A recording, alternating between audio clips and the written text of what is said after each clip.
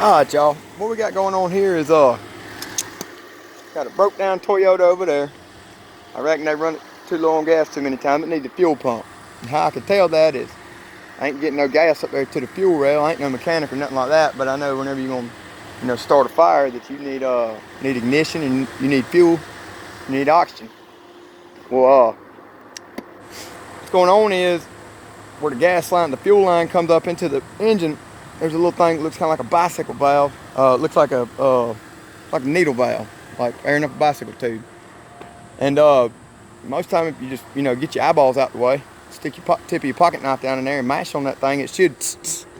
I think 30 pounds of pressure is, well, that's just on Chevrolet motors.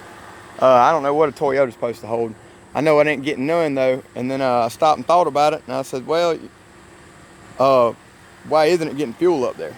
Fuel filter? Well, before you go messing with your fuel filter, what you need to do,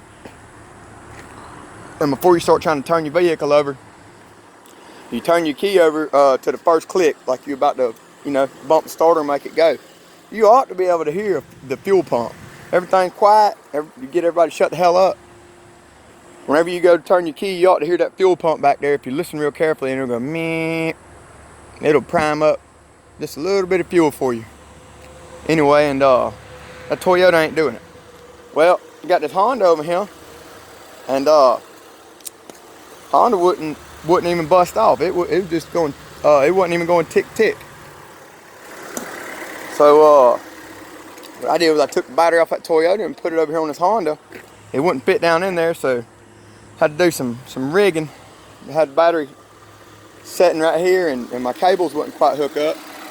So I had a little baby short piece of jumper cable right there. This is the battery out of the Toyota. Now you can tell it don't look like it's supposed to be going here.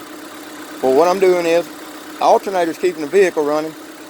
I'm gonna pull this battery back out, put the other battery back in there after I clean the terminals real good, and we're gonna see if that battery's bad. Obviously the alternator ain't bad on this vehicle.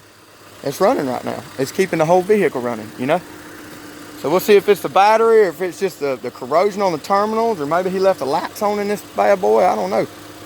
Anyway, well, that's where we're at, folks, and get these guys running. Hear this one running so I can go up there and get a fuel pump for mine. Then my little brother can have his broke down shit back. All right, this Turtle, out.